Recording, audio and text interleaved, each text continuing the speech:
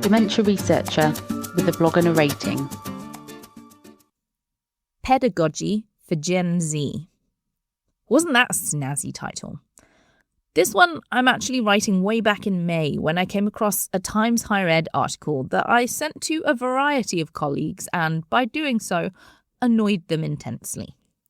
But let's not rush into the today we're going to talk about bit before we do some definitions for both ends of the spectrum. For the young people listening, pedagogy is the theory and practice of teaching and learning, essentially how knowledge is taught, shared, and understood. For the old people listening, Gen Z is apparently anyone born after 1997. I know, it's horrifying, right? I was actually just old enough to remember the general election results from that year. So hopefully it's obvious that today we're going to talk about whether we need to adapt the way we teach the young people of today. I'll start by saying that I also found the THE article vaguely annoying. I won't cite it, but I will describe it.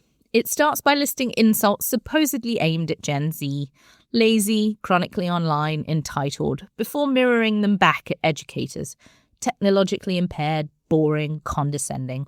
It criticises us as educators for stereotyping Gen Z, while simultaneously stereotyping educators, and then it proceeds to distill an entire generation down into a pool of humans somehow irrevocably neurologically transformed by TikTok, COVID, and AI. It slides very quickly from social observation into pseudo-neuroscientific determinism. It treats students as products of technological conditioning rather than people capable of adaptation, discipline, boredom tolerance, reflection, or intellectual growth.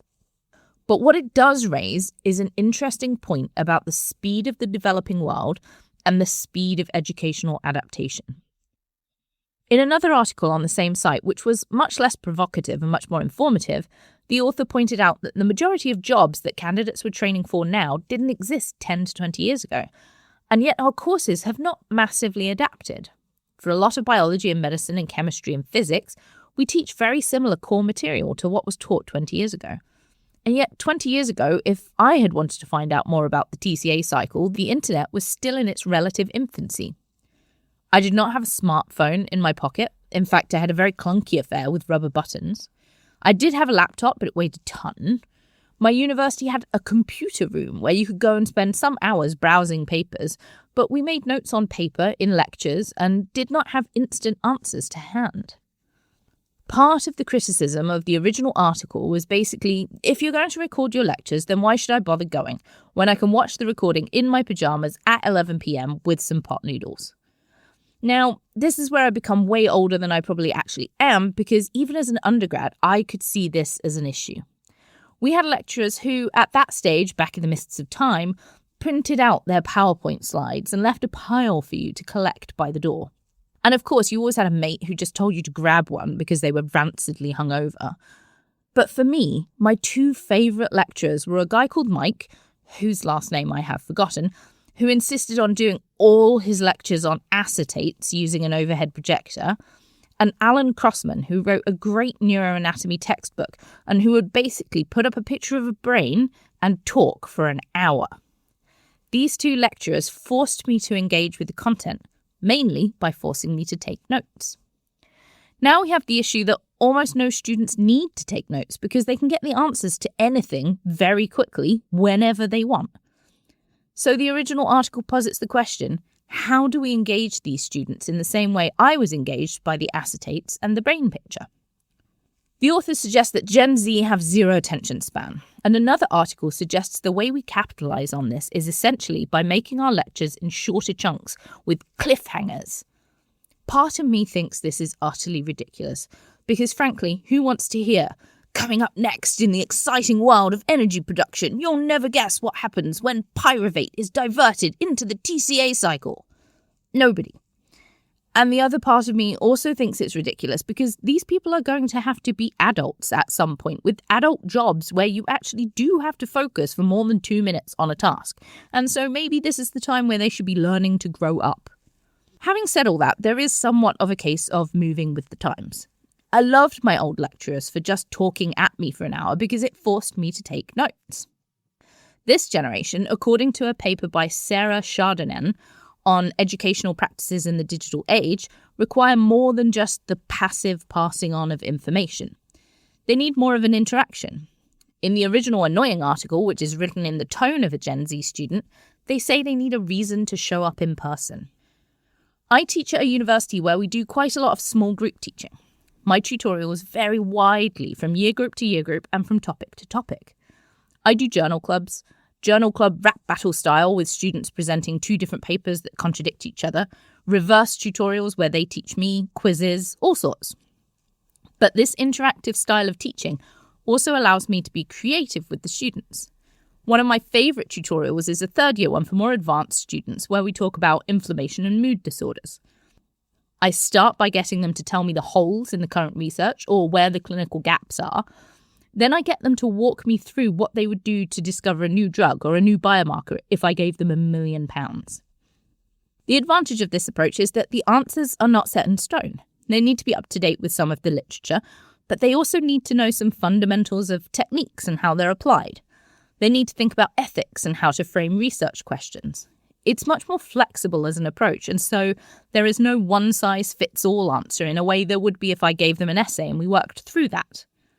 There's a case for mixing this into lectures as well, but this runs the risk of the age-old problem of one person answering everything versus you picking on random audience members. The former doesn't allow everyone to contribute, and the latter makes more introverted students nervous. If I do set them an essay, I try and make it one where they are required to come down on one side or the other. For my 2nd year medics, when I taught neuroscience, their opening essay of the year was entitled "Astrocytes are the most important cell in the brain. Discuss." Now, I've just fed this into ChatGPT and asked it to tell me what it would write. And it does outline a great essay where it talks about the role of astrocytes in the brain and compares them to neurons. It defines importance and brain function and gives some good primary papers. But actually, what I want from this essay is for them to realise how many different types of cell there are in the brain. It has totally failed to talk about microglia or endothelial cells or oligodendrocytes. For just memory or knowledge-based tasks, Chardonnay suggests that generative AI is used as a way to personalise learning. She uses examples of maths students who are all given essentially the same assessment, and then they worked through the problems they got wrong with the tool. This allowed their learning to be personalised and at their own pace. So with tasks that you give your students to take away, consider a basic Q&A style list they work through with ChatGPT to highlight their weaknesses and work on them. To get them to focus, much of the literature suggests that we actually need to think more about metacognition. Even that annoying THE article suggests they know they can't concentrate. So forcing them to think about that and to set learning and achievement goals for themselves prior to starting really helps them to have something to aim for and brings them more focus. I am very much a millennial, but even I know the satisfaction of ticking off a to-do list at my desk every day. The final thing we need to think about from a teaching perspective is soft skills, or the things that ChatGPT can't teach them. I know we believe that our job is to pass on knowledge, but actually our job is to pass on wisdom. They have all the knowledge. It's 2 clicks away at any moment, but it won't tell them how to give a good scientific talk. It won't teach them how to pitch an idea to an investor. It won't tell them how to think critically about a paper. It won't tell them how to creatively problem solve in the lab. All of these things require them to be present, to engage, and to practice in person with other humans. So yes, maybe Gen Z are different from us. They're much more technologically aware than we were at their stage, but our job is to keep up with the field in terms of our research, and so there's no reason we can't keep up with the field in terms of pedagogy and just be a bit more imaginative. Part of the trouble here, of course, is that a lot of us are doing this on the fly around all the other jobs we actually do. So integrating innovative teaching practices can be challenging. But for me personally, I like mixing my tutorials up a little because fundamentally, if I'm enjoying myself, hopefully so are they. Thank you for listening. Join the Dementia Research bloggers and share your own views.